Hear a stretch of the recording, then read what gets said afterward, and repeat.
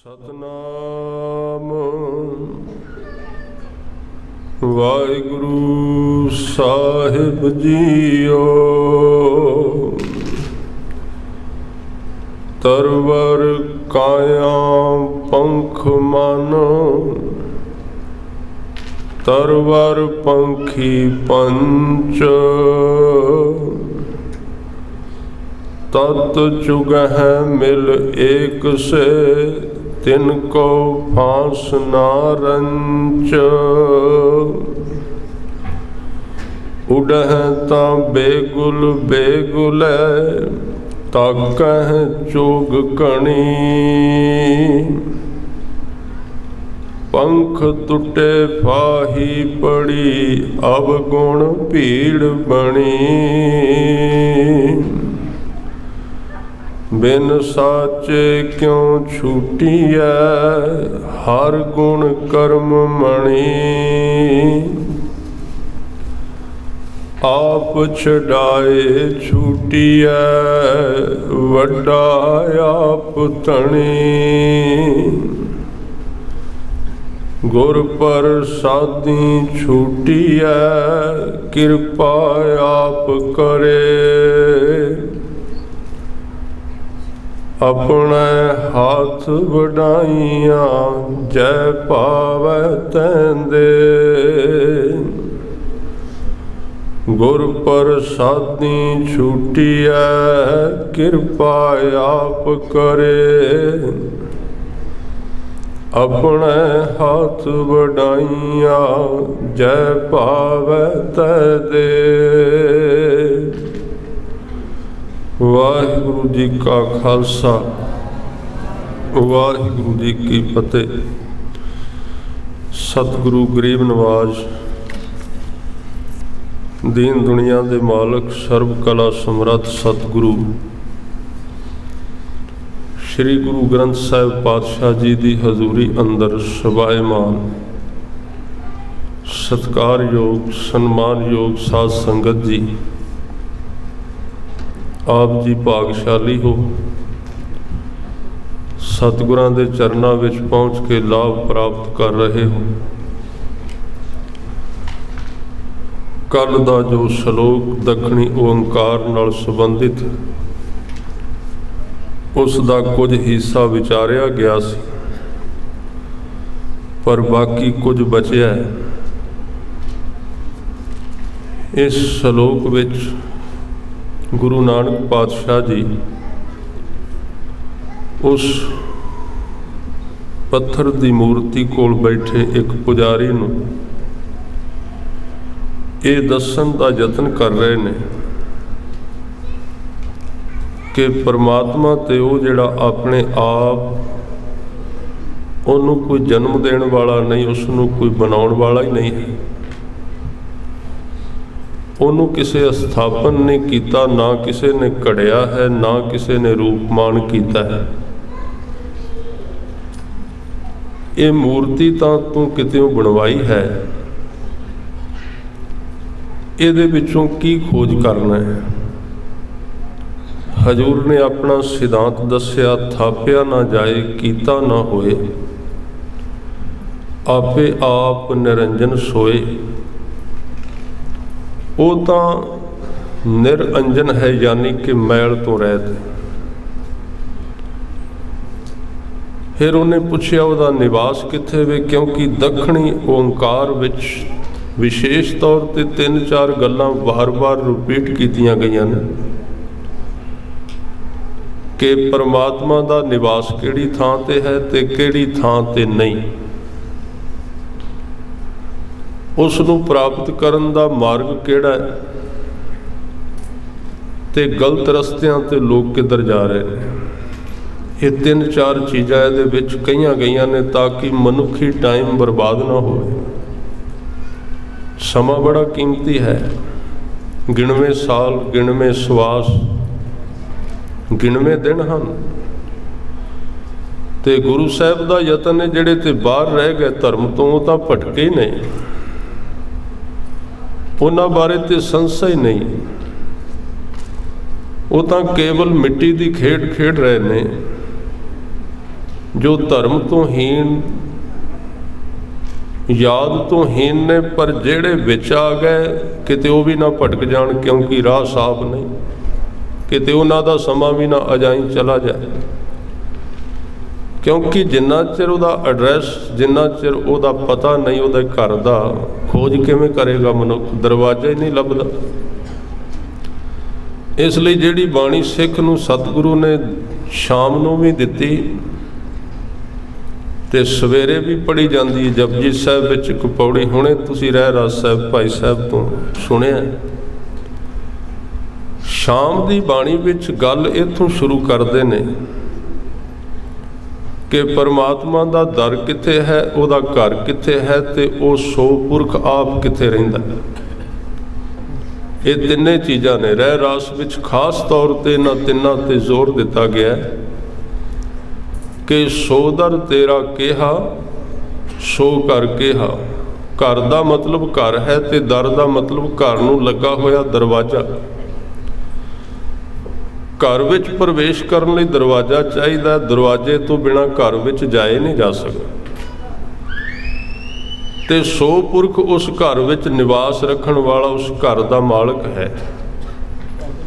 ते सतगुरु ने ये तिन्ने ही चीज़ां कहियां कि परमात्मा दा दरवाजा है गुरु का शब्द। उस दरवाजे विचों पार होने वाली ये मनुख की सुरत, ना कि शरीर उहदे विचों लंघेगा। ते ओहदा घर भी ओहदा शब्द है ते सो पुरख ओहदे विच बैठा होया है। ओहदा घर है मनुख दा शरीर। ये तीन चीज़ां इकट्ठियां कर दित्तियां। सो दर गुरु का शब्द,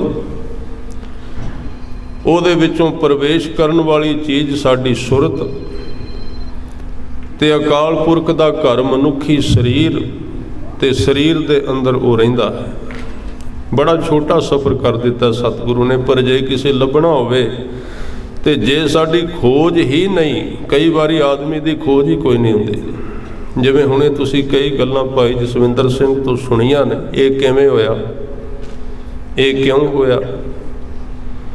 वैसे अजकल मनुखी माइंड बीमार है बहुतात विच। जे तुसी मानसिक दुनिया दे जेड़े लोग ने, विश्लेषक ने, वो दसदे ने कि अजकल दा 80% मनुख मानसिक रोगी है। ते मानसिक रोगी दी ये सब तो वड्डी शिकायत हुंदी, वो नैगेटिव चीज़ नूं पहलां पकड़दा है, ना वाचक जेड़ा इस दुनिया में चला जांदा भी ये किवें होया। उत्थे ढाब विच ते पानी नहीं सी, ये विदावा किवें लिखिया गया, दुआले घेरा सी। वो जेड़ी भी गल करेगा वो नैगेटिव करेगा, पॉजिटिव नहीं होएगी उहदे, क्योंकि उहदे अंदर दे जिहड़े तंतु ने वो नुक्स विच चले गए। इलाज की जरूरत है। उस नैगेटिव दुनिया में जाएगा। चीज़ इक्को है, वेखण विच फर्क लगता है। सतगुरु गुरु नानक साहब जी ने समझाया बाणी विच, कहंदे गऊ एक है ते गऊ दे कोल चीज़ां दोवें ने। गां दे कोल दुध भी है ते गां दे कोल खून भी है। हुण उहदे कोल दो तरह के जीव आउंदे ने। एक ते उहदा अपना जन्मिया होया बच्चा, वो आउंदा है, ते बच्चे का जो निशाना है, जो मंजिल है, जो टारगेट, वो दुध है। भावें कि वो जेड़े थण विचों दुध चुंगेगा वो मास का बनिया ते लहू का बनिया, ख्याल रखना। ਉਹਦਾ निशाना है दुध पीना, पर जेड़े थण विचों दुध पी रहा वो दुध का नहीं बनया, वो लहू का बनया, मास का बनया। ਉਹਦੇ ਵਿੱਚੋਂ दुध खिंच लेगा, क्योंकि आदमी नूं ਉਹੀ दिसदा है जो कुछ वो वेखना चाहुंदा है, ते आदमी नूं ਉਹੀ मिलदा है जो कुछ वो लेना चाहुंदा है। ये समुच्चा मुहावरा मनुख की जिंदगी दा। ये नहीं कि सानू वो मिल गया जिहड़ा असीं चाहुंदे नहीं सी, नहीं, बिल्कुल गलत है। कभी भी सानू वो नहीं मिलया जो असी चाहया नहीं, और आने वाले समय विच भी सानू वो नहीं मिलेगा जो असी चाहते नहीं हाँ, वो नहीं मिल सकता। भावें सानू पता नहीं लगता साडे मन के किते डूंघे थां विच वो चीज़ां मंगियां होंदियां ने, पर ये इन्नी जल्दी समझ नहीं आवेगा, क्योंकि असी कहांगे असी किहड़ा दुख मंगिया सी। ਬੱਚੇ ਨੇ ਕਿਹੜਾ ਅੱਗ ਮੰਗੀ ਸੀ, ਉਹਨੇ ਤੇ ਅੱਗ ਦਾ ਰੰਗ ਵੇਖਿਆ ਵੀ ਫੁੱਲ ਵਾਲਾ। ਜਦੋਂ ਅੱਗ ਬਲਦੀ ਰੰਗ ਬਸੰਤਰੀ ਹੈ। ਬੱਚੇ ਨੂੰ ਉਹਦੀ ਅੱਗ ਦੇ ਸੁਭਾਅ ਦਾ ਪਤਾ ਹੀ ਨਹੀਂ, ਉਹ ਤੇ ਸਿਰਫ ਰੰਗ ਤੋਂ ਪ੍ਰਭਾਵਿਤ ਹੈ ਤੇ ਰੰਗ ਨੂੰ ਵੇਖ ਕੇ ਉਹ ਮੰਗਦਾ ਮੈਨੂੰ ਦੀਵਾ ਦਿਓ। ਮਾਂ ਰੋਕਦੀ, ਉਹ ਰੋਂਦਾ ਤੇ ਮਾਂ ਕਿੰਨਾ ਕੁ ਚਿਰ ਰੋਕੇਗੀ, ਕਿਤੇ ਆਸੇ ਪਾਸੇ ਹੋਈ ਉਹਨੇ ਦੀਵੇ ਨੂੰ ਹੱਥ ਪਾ ਲੈਣਾ, ਕਿਉਂਕਿ ਰੰਗ ਉਹਦਾ ਫੁੱਲ ਵਰਗਾ ਲਾਲ ਹੈ। ਹੁਣ ਰੰਗ ਤੇ ਫੁੱਲ ਵਰਗਾ, ਸੁਭਾਅ ਫੁੱਲ ਵਾਲਾ ਨਹੀਂ, ਉਹਦਾ ਸੁਭਾਅ ਉਹਦਾ ਗਰਮ ਹੈ। ਜਗਤ ਵਿੱਚ ਜਿਹੜੀਆਂ ਚੀਜ਼ਾਂ ਅੱਜ ਸਾਨੂੰ ਦੁੱਖ ਦੇ ਰਹੀਆਂ ਨੇ, ਇਹ ਅਸੀਂ ਚੁਣੀਆਂ ਨੇ। ਪਰਮਾਤਮਾ ਤੇ ਗੁਰੂ ਰੋਕਦਾ ਰਿਹਾ ਹੈ, ਪਰ ਅਸੀਂ ਸਿਰਫ ਉਹਨਾਂ ਦਾ ਰੂਪ ਵੇਖ ਕੇ ਚੁਣਿਆ, ਅਸੀਂ ਉਹਨਾਂ ਦਾ ਸੁਭਾਅ ਨਹੀਂ ਜਾਣਿਆ। ਇਹ ਦੋ ਚੀਜ਼ਾਂ ਨੇ, ਹਰ ਇੱਕ ਚੀਜ਼ ਦਾ ਇੱਕ ਰੂਪ ਹੁੰਦਾ, ਇੱਕ ਸੁਭਾਅ ਹੁੰਦਾ। ਜ਼ਰੂਰੀ ਨਹੀਂ ਕਿ ਰੂਪ ਸੋਹਣਾ ਹੋਵੇ ਤੇ ਸੁਭਾਅ ਵੀ ਸੋਹਣਾ ਹੋਵੇ। ਇਹ ਵੀ ਜ਼ਰੂਰੀ ਨਹੀਂ ਕਿ ਰੂਪ ਚੰਗਾ ਨਾ ਹੋਵੇ ਤੇ ਸੁਭਾਅ ਵੀ ਚੰਗਾ ਨਾ ਹੋਵੇ, ਨਹੀਂ। ਜੋ ਵੀ ਅਸੀਂ ਮਿਲਿਆ ਸਾਨੂੰ, ਅਸੀਂ ਕਿਸੇ ਢੰਗ ਦੇ ਨਾਲ ਮੰਗ ਲਿਆ। ਮੰਗਿਆ ਸੀ ਅਸੀਂ ਫੁੱਲ ਸਮਝ ਕੇ, ਹੈ ਸੀ ਅਗਨੀ। ਜੇ ਸਮਝ ਲੈਂਦੇ ਗੁਰੂ ਕੋਲੋਂ ਇਹ ਤਾਂ ਅੱਗ ਹੈ, ਇਹਦਾ ਸੇਕ ਬਹੁਤ ਜ਼ਿਆਦਾ ਸਾੜ ਦੇਗਾ। ਇਸੇ ਤਰ੍ਹਾਂ ਦੋ ਬਿਰਤੀਆਂ ਨੇ, ਵੱਛੇ ਦੀ ਬਿਰਤੀ ਤੇ ਚਿੱਚੜ ਦੀ ਬਿਰਤੀ। ਚਿੱਚੜ ਸ਼ਬਦ ਸਿੱਧਾ ਪੰਜਾਬੀ ਦਾ, ਗੁਰਬਾਣੀ ਵਿੱਚ ਇਹਨੂੰ ਪਿਸਨ ਕਿਹਾ ਗਿਆ। ਤੇ ਚਿੱਚੜ ਇੱਕ ਛੋਟਾ ਜਿਹਾ, ਜਿਵੇਂ ਆਦਮੀ ਦੇ ਸਿਰ ਵਿੱਚ ਜੂਆਂ ਪੈ ਜਾਂਦੀਆਂ, ਇਸ ਤਰ੍ਹਾਂ ਦਾ ਇੱਕ ਛੋਟਾ ਜਿਹਾ ਕੀਟ, ਇੱਕ ਕਿਰਮ ਹੈ, ਜਿਹੜਾ ਗਊ ਦੇ ਹਵਾਨੇ ਵਿੱਚ ਥਣਾਂ ਦੇ ਵਿੱਚ ਲੁਕ ਕੇ ਬੈਠਾ ਹੈ। ਜਿਹੜੇ ਥਣ ਵਿੱਚੋਂ ਵੱਛਾ ਦੁੱਧ ਪੀਂਦਾ ਹੈ, ਉਸੇ ਥਣ ਵਿੱਚੋਂ ਚਿੱਚੜ ਲਹੂ ਪੀਂਦਾ ਹੈ। ਇੱਕੋ ਥਾਂ ਤੇ ਨੇ ਦੋਵੇਂ। ਔਰ ਇਹ ਵੀ ਮੈਂ ਬੇਨਤੀ ਕਰਾਂ, ਚਿੱਚੜ 24 ਘੰਟੇ ਥਣ ਨਾਲ ਰਹਿੰਦਾ ਹੈ ਤੇ ਬੱਚਾ 24 ਘੰਟਿਆਂ ਵਿੱਚ 2 ਵਾਰੀ 5-7 ਮਿੰਟ ਆਪਣੀ ਮਾਂ ਕੋਲ ਆਉਂਦਾ ਹੈ, ਪਰ ਉਹਦਾ ਨਿਸ਼ਾਨਾ ਦੁੱਧ ਪੀਣਾ ਹੈ। ਜਦੋਂ ਇਸ ਤਰ੍ਹਾਂ ਦੀਆਂ ਗੱਲਾਂ ਸੁਣੀਦੀਆਂ ਨੇ ਵੀ ਅਖਬਾਰਾਂ ਵਿੱਚ ਇਹ ਲਿਖਿਆ ਗਿਆ ਹੈ, ਇਹ ਜਾਣਿਆ ਗਿਆ ਵੀ ਸਿਮਰਨ ਕਿਉਂ ਹੈ, ਨਾਮ ਕਿਉਂ ਜਪਿਆ ਜਾਂਦਾ ਹੈ, ਜਾਂ ਇਸ ਤਰ੍ਹਾਂ ਦੀਆਂ ਗੱਲਾਂ, ਜਾਂ 40 ਮੁਕਤੇ ਹੋਏ ਨਹੀਂ ਜਾਂ ਹੋਏ ਨੇ, ਤਾਂ ਉਦੋਂ ਇੱਕੋ ਹੀ ਗੱਲ ਸਮਝ ਆਉਂਦੀ ਹੈ, ਜੇ ਬਿਰਤੀ ਬੱਚੇ ਵਾਲੀ ਨਹੀਂ ਤੇ ਗੁਰੂ ਦੇ ਕੋਲੋਂ ਵੀ ਸਾਨੂੰ ਦੁੱਧ ਨਹੀਂ ਮਿਲਣਾ, ਉੱਥੋਂ ਵੀ ਸਾਨੂੰ ਲਹੂ ਹੀ ਮਿਲੇਗਾ, ਕਿਉਂਕਿ ਸਾਡੀ ਬਿਰਤੀ ਪੀਣ ਵਾਲੀ, ਦੁੱਧ ਵਾਲੀ ਹੈ ਨਹੀਂ। ਸਾਡੀ ਅਜੇ ਉਡਾਰੀ ਉਹ ਨਹੀਂ। ਤੁਸੀਂ ਵੇਖਿਆ ਹੋਣਾ, ਕੁੱਕੜ ਦੀ ਉਡਾਰੀ 10-15 ਫੁੱਟ ਦੀ ਹੁੰਦੀ, ਇਸ ਤੋਂ ਅੱਗੇ ਉੱਡ ਨਹੀਂ ਸਕਦਾ, ਉਹਦੇ ਖੰਭ ਹੀ ਇੰਨੇ ਕੰਮ ਨਹੀਂ ਦਿੰਦੇ। ਹੰਸ ਦੀ ਉਡਾਰੀ ਬਹੁਤ ਲੰਬੀ ਹੈ। ਹੰਸ ਜਾਣ ਸਕਦਾ ਹੈ ਸਰੋਵਰ ਕਿੰਨਾ, ਸਮੁੰਦਰ ਕਿੰਨੇ ਲੰਬੇ ਨੇ, ਉਹ ਪਾਰ ਜਾ ਸਕਦਾ ਹੈ। ਤੇ ਗੁਰੂ ਸਾਹਿਬ ਨੇ ਬਚਨ ਕੀਤੇ, ਕਹਿਣ ਲੱਗੇ, ਹੰਸਾਂ ਸੇਤੀ ਚਿੱਤ ਉਲਾਸੈ ਕੁੱਕੜ ਦੀ ਉਡਾਰੀ। ਕੁੱਕੜ ਜਿਹੜਾ ਹੈ, ਮੁਰਗਾ ਜਿਹੜਾ, ਉੱਡਣ ਦੀ ਜਾਂਚ ਯਤਨ ਤਾਂ ਕਰਦਾ, ਪਰ ਉਹਦੀ ਉਡਾਰੀ 10-15 ਫੁੱਟ ਦੀ ਹੈ। ਜਿਹੜੀ ਧਰਮ ਦੀ ਉਡਾਰੀ ਹੈ, ਉਹ ਇੱਕ ਬਾਜ਼ ਉਡਾਰੀ ਹੈ, ਉਹ ਇੱਕ ਹੰਸ ਦੀ ਉਡਾਰੀ, ਉਹ ਕੁੱਕੜਾਂ ਦੀ ਉਡਾਰੀ ਨਹੀਂ। ਆਪਾਂ ਪਹਿਲਾਂ ਕੁੱਕੜਾਂ ਚੋਂ ਦੀ ਜੂਨ ਵਿੱਚੋਂ ਨਿਕਲ ਕੇ ਹੰਸ ਬਣੀਏ, ਫਿਰ ਗੱਲ ਕਰੀਏ ਗੁਰੂ ਨੇ ਕੀ ਕੀਤਾ। ਸੱਚ ਇਹ ਹੈ, ਅੱਜ ਦੀ ਸਭ ਤੋਂ ਵੱਡੀ ਤਰਾਸਦੀ ਇਹ ਹੈ ਕਿ ਜਿਹੜੇ ਬੰਦੇ ਨੂੰ ਕੁਝ ਵੀ ਨਹੀਂ ਆਉਂਦਾ, ਗੁਰੂ ਬਾਰੇ ਫੈਸਲੇ ਦੇਣ ਲੱਗ ਪੈਂਦਾ, ਉਹ ਧਰਮ ਬਾਰੇ। ਜਿਹਨੂੰ ਹੋਰ ਕੱਖ ਵੀ ਨਾ ਆਉਂਦਾ ਹੋਵੇ, ਸਵੇਰੇ ਉੱਠ ਕੇ ਭਾਵੇਂ ਮੂੰਹ ਵੀ ਨਾ ਧੋਂਦਾ ਹੋਵੇ 12 ਵਜੇ ਤੱਕ, ਤੇ ਬਾਅਦ ਵਿੱਚ ਉਹ ਧਰਮ ਬਾਰੇ ਫੈਸਲੇ ਦੇਣ ਲੱਗ। ਕੋਈ ਵੀ ਇਸ ਤਰ੍ਹਾਂ ਦਾ ਕਿੱਤਾ ਨਹੀਂ ਜਿਹਦੇ ਵਿੱਚ ਇਹ ਕਿਹਾ ਜਾਂਦਾ ਹੋਵੇ ਵੀ ਇਸ ਬੰਦੇ ਨੇ ਟ੍ਰੇਨਿੰਗ ਨਹੀਂ ਲਈ ਤੇ ਇਹਨੂੰ ਇਸ ਸੀਟ ਤੇ ਬਿਠਾ ਦਿਓ। ਨਹੀਂ, ਉਹਦੇ ਵਾਸਤੇ ਬੜਾ ਲੰਮਾ ਤਜਰਬਾ ਚਾਹੀਦਾ, ਐਕਸਪੀਰੀਅੰਸ ਚਾਹੀਦਾ। ਹਰ ਇੱਕ ਖਿੱਤੇ ਵਿੱਚ ਜਾਓ, ਟੈਸਟ ਲੈਂਦੇ ਹਨ ਵੀ ਤੁਸੀਂ ਕਿੰਨੀ ਵਿੱਦਿਆ ਪੜ੍ਹੀ, ਫਿਰ ਉਹ ਇਹ ਵੀ ਪੁੱਛਦੇ ਨੇ ਤੁਹਾਡਾ ਕੰਮ ਕਰਨ ਦਾ ਤਜਰਬਾ ਕਿੰਨੇ ਸਾਲ ਦਾ ਹੈ, ਫਿਰ ਤੁਹਾਨੂੰ ਇਸ ਸੀਟ ਤੇ ਬਿਠਾਇਆ ਜਾਏਗਾ। ਪਰ ਇੱਕੋ ਧਰਮ ਹੈ। ਲੋਕ ਕਹਿੰਦੇ ਨੇ ਚਲੋ ਕੱਖ ਨਹੀਂ ਆਉਂਦਾ, ਹੁਣ ਧਰਮ ਦੀ ਗੱਲ ਕਰਨੀ ਸ਼ੁਰੂ ਕਰ ਦਈਏ, ਲਿਖ ਦਈਏ ਲੇਖ। ਮੈਨੂੰ ਇਸ ਤਰ੍ਹਾਂ ਦੇ ਕਈ ਸੱਜਣ ਮਿਲੇ, 80-80 ਸਾਲ ਦੀ ਉਮਰ। ਮੈਨੂੰ ਬੜਾ ਤਰਸ ਵੀ ਆਇਆ। ਕਹਿੰਦੇ ਜੀ ਹੁਣ ਰਿਟਾਇਰ ਹੋ ਗਏ, ਹੋਰ ਤੇ ਕੁਝ ਹੁੰਦਾ ਨਹੀਂ, ਸੋਚਿਆ ਗੁਰਬਾਣੀ ਦਾ ਇੱਕ ਟੀਕਾ ਹੀ ਲਿਖ ਦਈਏ। 80 ਸਾਲ ਦੀ ਉਮਰ, 50 ਅੱਖਾਂ ਵਿੱਚੋਂ ਪਾਣੀ ਡਿੱਗਦਾ ਹੈ, ਅੱਖਰ ਦਿਸਦੇ ਕੋਈ ਨਹੀਂ। ਕਹਿੰਦੇ ਇੱਕ ਟੀਕਾ ਲਿਖ ਦਈਏ ਗੁਰੂ ਗ੍ਰੰਥ ਸਾਹਿਬ ਜੀ ਦਾ, मैं कहा नहीं काल क्यों करते हो, 10-15 साल होर रुक जाओ, अजे टाइम नहीं आया। नाले इस तरह के लोग टीका लिखणगे, लोगों को समझ भी आ जाएगी, पता लग जाएगा। यानी कि जिसनों कुछ भी पता नहीं, जो अपने बारे भी नहीं जानता, वो धर्म बारे कहना चाहता है। और इस धरती की सब तो महंगी स्टडी है, विद्या है धर्म, जिदे बारे शायद इत्थे किसी संसारक अहुदे ते बहना होवे ते आदमी नूं कहणगे 10 साल लगणगे, 15 साल जागना पएगा तेनू रातां विच, तां तेनू इहदी इल्म इहदा समझ आवेगी।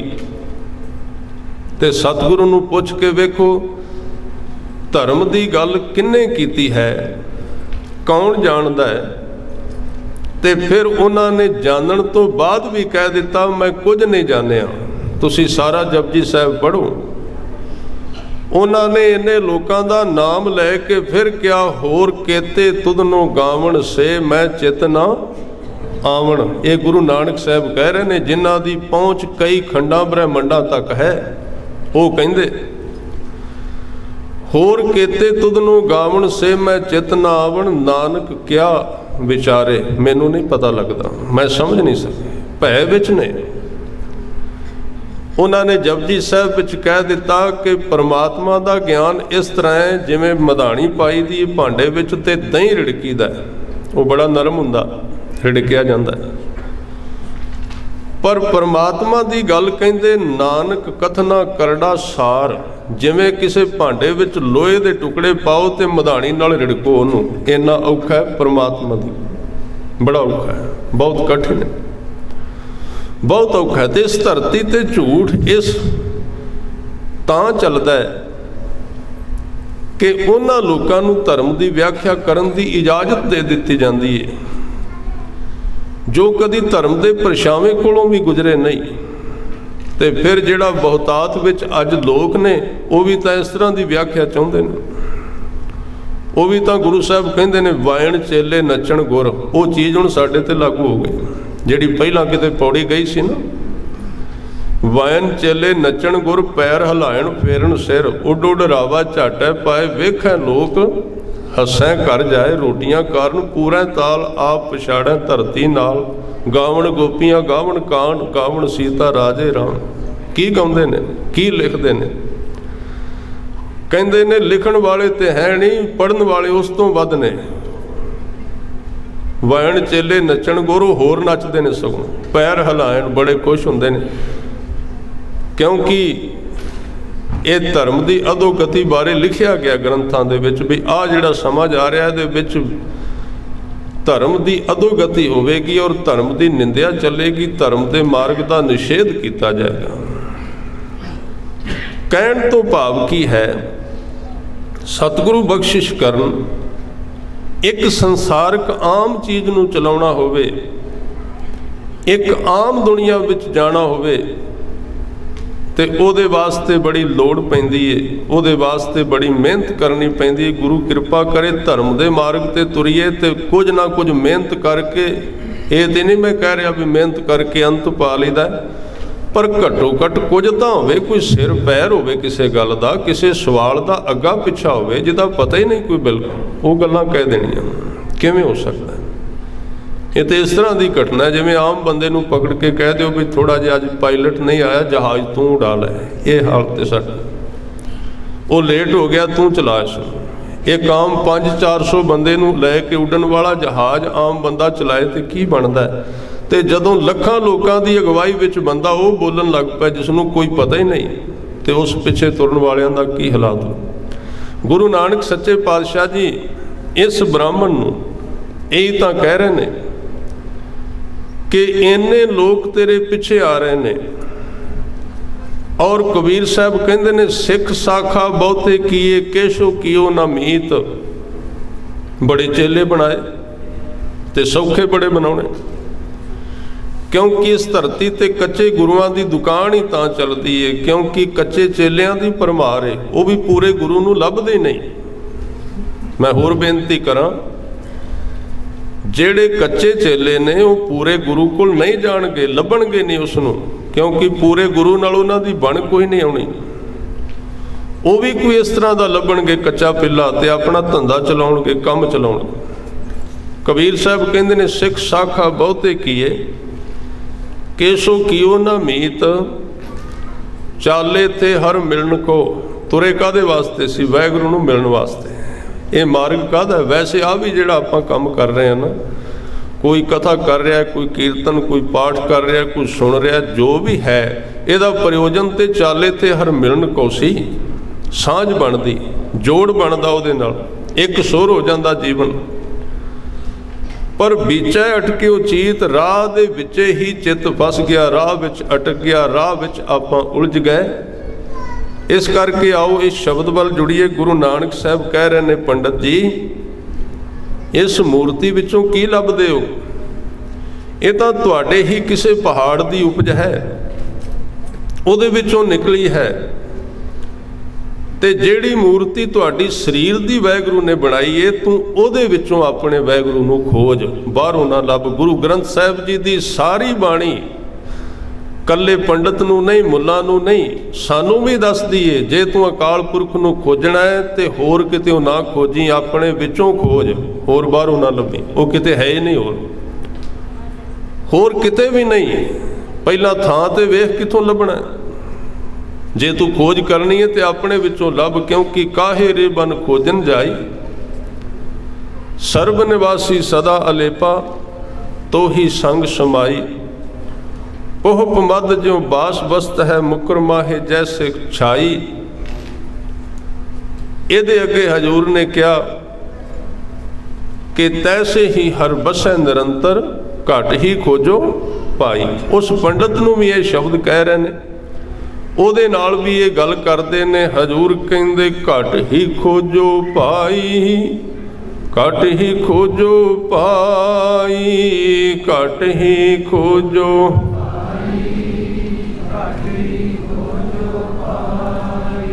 काहे रे बन खोजन जाई, काहे रे बन खोजन जाई।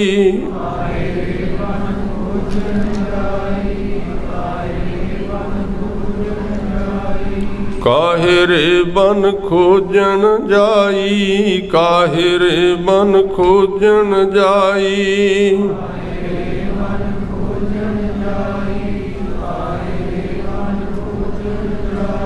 घट ही खोजो पाई जी, घट ही खोजो पाई, घट ही खोजो।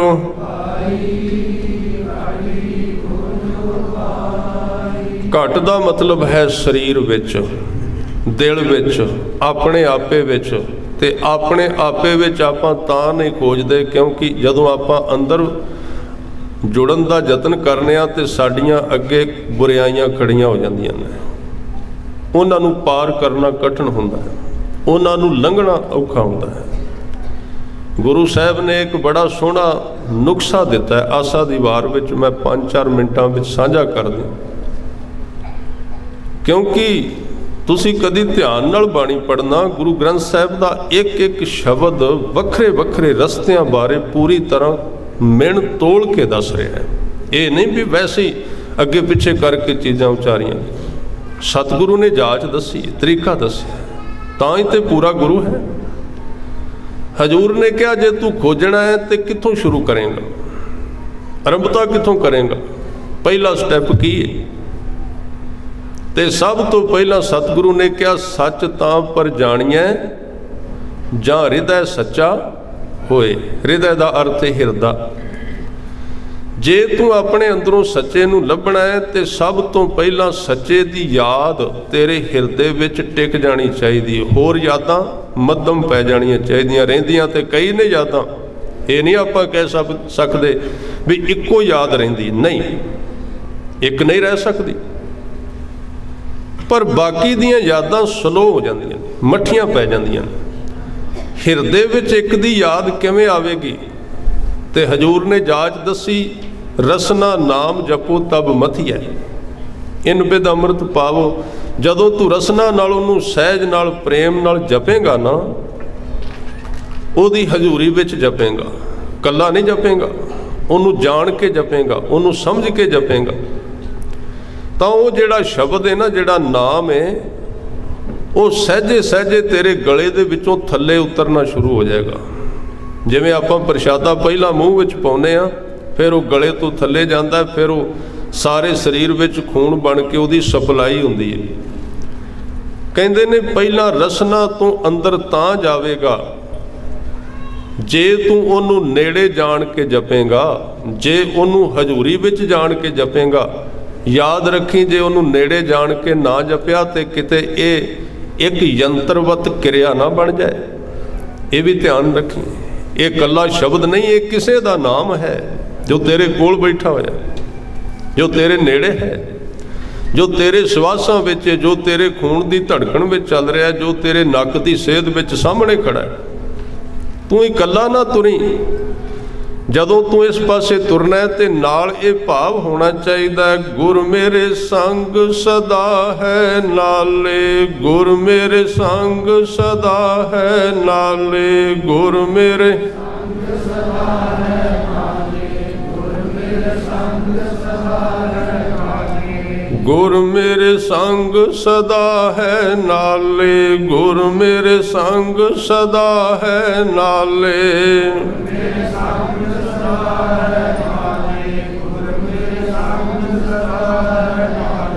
ਸਿਮਰ ਸਿਮਰ ਤਿਸ ਸਦਾ ਸੰਭਾਲੇ, ਸਿਮਰ ਸਿਮਰ ਤਿਸ ਸਦਾ ਸੰਭਾਲੇ, ਸਿਮਰ ਸਿਮਰ ਸਦਾ ਸੰਭਾਲੇ, ਸਿਮਰ ਸਿਮਰ ਤਿਸ ਸਦਾ ਸੰਭਾਲੇ। ਗੁਰ ਮੇਰੇ ਸੰਗ ਸਦਾ ਹੈ ਨਾਲੇ, ਗੁਰ ਮੇਰੇ ਸੰਗ ਸਦਾ ਹੈ ਨਾਲੇ, ਗੁਰ ਮੇਰੇ ਸੰਗ ਸਦਾ ਹੈ ਨਾਲੇ, ਗੁਰ ਮੇਰੇ ਸੰਗ ਸਦਾ ਹੈ ਨਾਲੇ।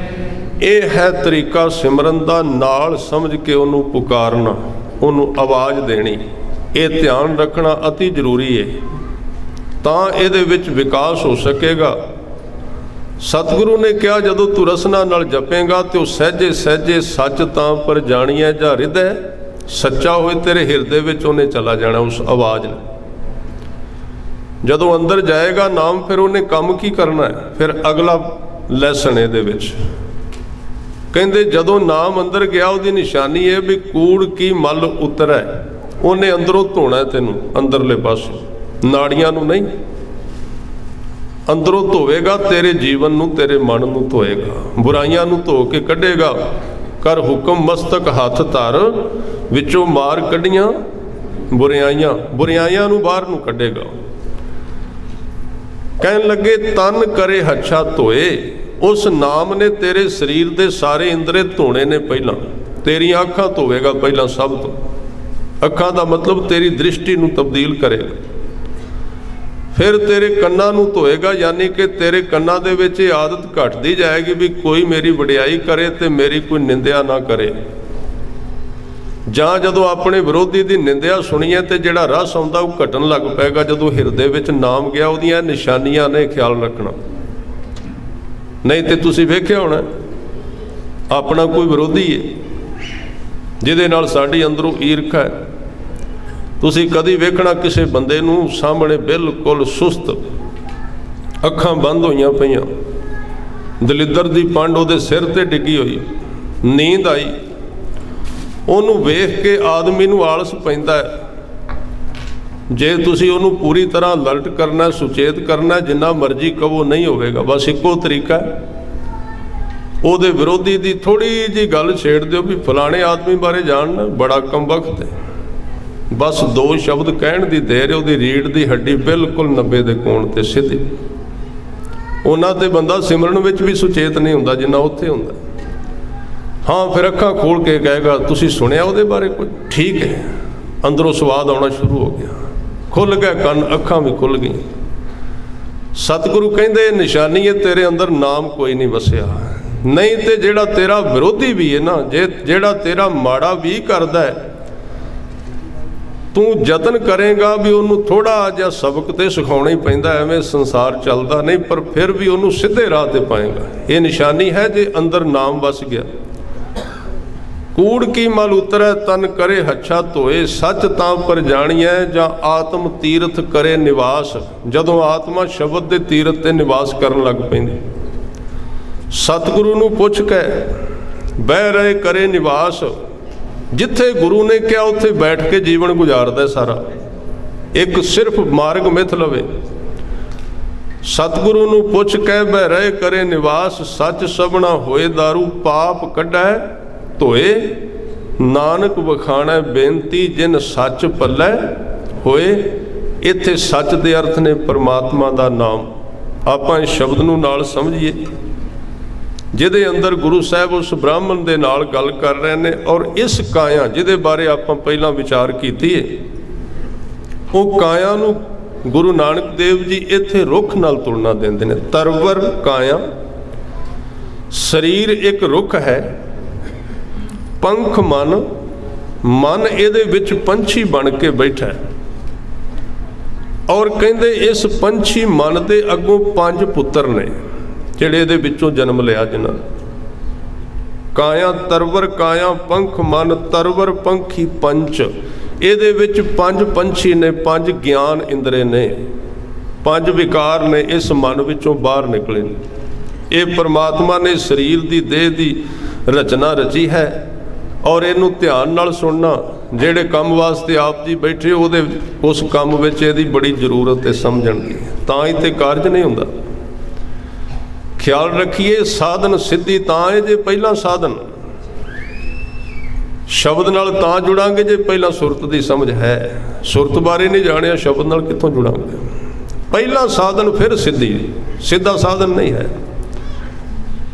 सीधा सिद्धि तक नहीं जा सकते। याद रखिए, रोटी की बुरकी तां तोड़ के खावांगे पहला हथ है। पहला असीं हथ बारे जानने आ, सिमरन तां करांगे पहला सानू पता लगेगा मन कित्थे तुरिया फिरदा है। उन्हें करना ना सिमरन, उहदे तो बिना किवें होवेगा? गुरु साहब कहते तेरी काया रूपी इस रुख दे उत्ते एक मन रूपी पंछी बैठा है। ते पंछी शब्द तां वरतिया क्योंकि एक थां ते नहीं रहिंदा, कदी किते बहिंदा कदी किते, बदलदा रहिंदा टाहणियां। साडे शरीर दीयां जिहड़ियां 9 टहणियां ने, कदी अखां विच बह जांदा जदों असीं वेखने आ, कदी कंनां विच चला जांदा जदों सुणने आ, कदी रसना ते चला जांदा जदों कुछ खाने आ। थां बदलदा है ये पंछी। अगों ਇਹਦੇ 5 पुत्र होर पंछी ने छोटे छोटे, काम क्रोध लोभ मोह हंकार। ते गुरु नानक साहब कहते तद चुगै मिल एक से तिन को फांस ना रंच। इत्थे तवज्जो देना, जिथे परमात्मा ने शरीर बनाया ते विच 5 पंछी बनाए ने ना, एक मन पंछी बनाया है, उत्थे इस शरीर दे रसां दे उत्ते एक जाल पा दिता है। उहनूं कहंदे ने महाकाल दा जाल। काल दा जाल पाया। वो काल दा जाल की है? वो क्यों पाया गया? उसकी जरूरत की पई? काल दा जाल तां पाया गया कि मन जदों इस शरीर दे विचों कुछ रस चुगन लगे, जे ये लोड़ तो वध चुगदा है ते नाल ही उस जाल विच फस जांदा है। परमात्मा ने तां पाया, सिक्योरिटी दित्ती, रस नूं सुरक्षा दित्ती कि ज़्यादा ना लै सके, किते ਇਹਦੀ आत्मक तौर पर मौत ना हो जाए। वो जाल तां पाया गया काल दा, समय दा साडे उत्ते, जिन्हों गुरु साहब ने बाणी दे विच महाजाल किया। सो छूटै महाजाल ते जे गुर शब्द निरंतर। जदों ही असी लोड़ तो वध शरीर दे रस लैने शुरू किते, मन उत्थे फस गया, उत्थे उहदे खंभ टुटने शुरू हो गए। गुरु साहब अगे कहंदे पर जेड़ा मन गुरु के शब्द नाल मिल के तत्त चुगै, इस शरीर दे विच नाम दे तत्त नूं चुगदा है। मिल एक से दा अर्थ है एक गुरु के शब्द नूं मिल के। तिनको फांस ना रंच, वो थोड़ा जिहा भी इस रस दे जाल विच नहीं फसदा। फिर कहंदे उडह तां बेगुल बेगुले, ताकै चोग घणी। बेगुल दे अर्थ ने तेजी नाल। ਜਿਹੜੇ लोग काली काली दौड़ दौड़ के भज भज के उड उड के इस जीवन दे विच माया नूं इकट्ठा करन दा चोग इकट्ठा करन वास्ते दिन रात दौड़ते भजदे ने, लोड़ तो वध भजदे ने, जरूरत तो वध काम करदे ने। कहंदे ने उडै तां बेगुल बेगले, ਜਿਹੜੇ इस जीवन की तृष्णा विच फस जाते हैं, यानी कि लोड़ तो वध शरीर के रसां नूं माणदे हन।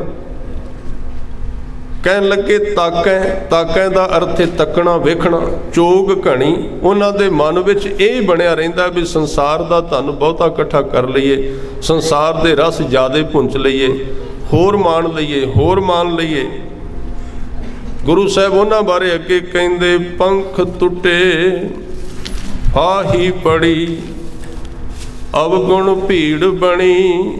ਉਹਨਾਂ ਦੇ ਸਮਝੋ ਸੁਰਤ ਦੇ ਖੰਭ ਟੁੱਟ ਗਏ ਇਹਨਾਂ ਰਸਾਂ ਦੇ ਵਿੱਚ ਜ਼ਿਆਦਾ ਭੋਗਣ ਕਰਕੇ।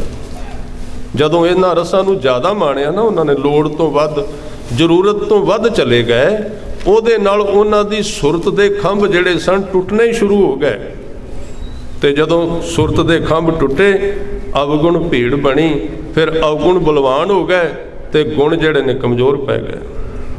ਸਾਡੇ ਸਰੀਰ ਦੇ ਵਿੱਚ ਦੋ ਚੀਜ਼ਾਂ ਨੇ, ਅਵਗੁਣ ਬਲਵਾਨ ਹੋ ਗਏ ਤੇ ਗੁਣ ਕਮਜ਼ੋਰ ਹੋ ਗਏ। ਹੁਣ ਅੰਦਰ ਪਤਾ ਸਾਰਾ, ਸਮਝ ਸਾਰੀ ਹੈ, ਪਰ ਮਨ ਬਚਦਾ ਨਹੀਂ, ਕਿਉਂਕਿ ਮਨ ਕਮਜ਼ੋਰ ਪੈ ਗਿਆ। ਗੁਰਮਤਿ ਵਾਲਾ ਜਿਹੜਾ ਮਨ ਹੈ ਨਾ, ਉਹਦੇ ਖੰਭ ਟੁੱਟ ਗਏ।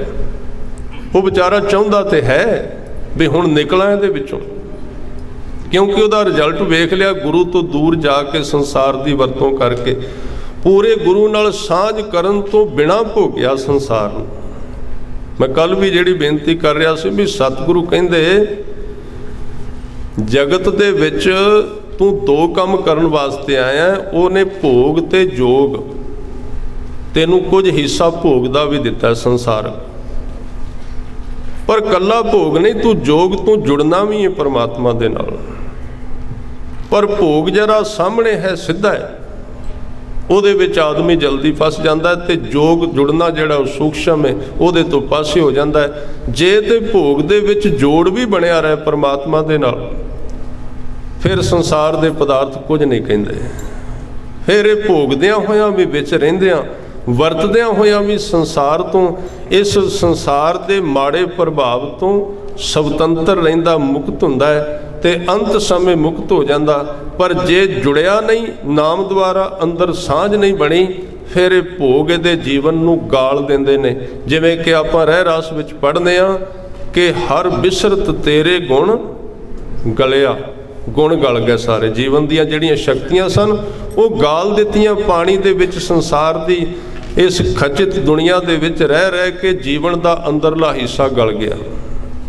ਪਰ ਜਿਨ੍ਹਾਂ ਨੂੰ ਬੇੜੀ ਮਿਲੀ ਸੀ ਪਰਮਾਤਮਾ ਦੇ ਨਾਮ ਦੀ, ਉਹ ਇਸ ਜਗਤ ਦੇ ਉੱਤੋਂ ਲੋੜਵੰਦ ਪਾਣੀ ਉਹਨਾਂ ਨੇ ਵਰਤਿਆ।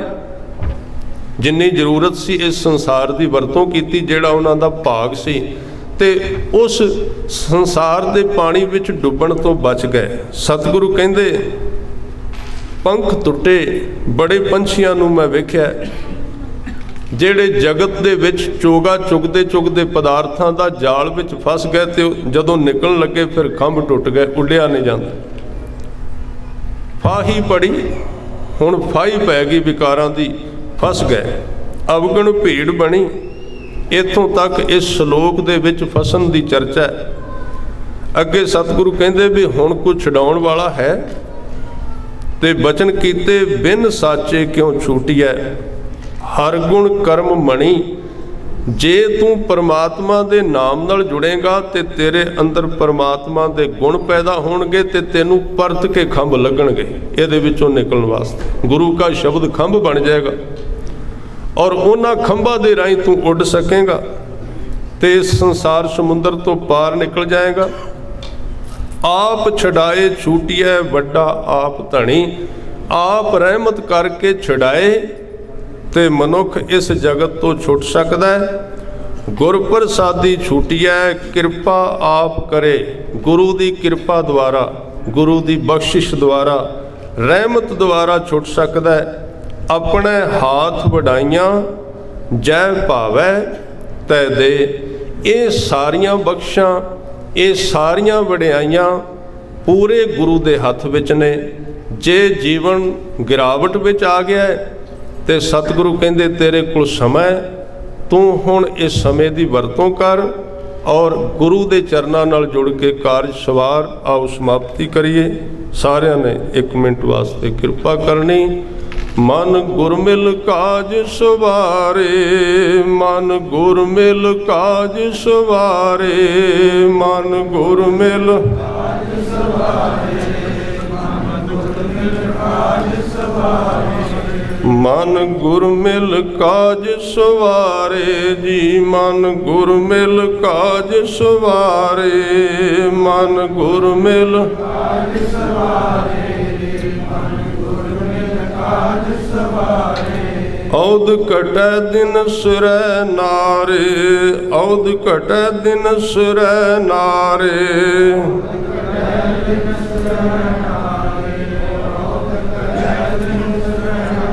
ਮਨ ਗੁਰ ਮਿਲ ਕਾਜ ਸਵਾਰੇ ਜੀ, ਮਨ ਗੁਰ ਮਿਲ ਕਾਜ ਸਵਾਰੇ, ਮਨ ਗੁਰ ਮਿਲ ਕਾਜ ਸਵਾਰੇ, ਮਨ ਗੁਰ ਮਿਲ ਕਾਜ ਸਵਾਰੇ। ਸੋ ਜੀਵਨ ਦਾ ਕਾਜ ਨਾਮ ਦੁਆਰਾ ਸਾਂਝ ਪਾਉਣੀ ਵਾਹਿਗੁਰੂ ਦੇ ਚਰਨਾਂ ਨਾਲ, ਔਰ ਇਹ ਸਬੱਬ ਜੁਗਤ ਬਣੀ। ਸਤਿਗੁਰੂ ਨੇ ਬਖਸ਼ਿਸ਼ ਕੀਤੀ 40 ਮੁਕਤੇ, ਜਿਨ੍ਹਾਂ ਵਿੱਚ ਅੱਜ ਭਾਈ ਸੁਲਤਾਨ ਸਿੰਘ ਜਿਹੜੇ ਉਸ ਅਸਥਾਨ 'ਤੇ ਖਿਦਰਾਣੇ ਦੀ ਢਾਬ ਵਿੱਚ ਸ਼ਹਾਦਤ ਦਿੱਤੀ, ਅੱਜ ਉਹਨਾਂ ਦੀ ਯਾਦ ਵਿੱਚ ਇਹ ਸਮਾਗਮ।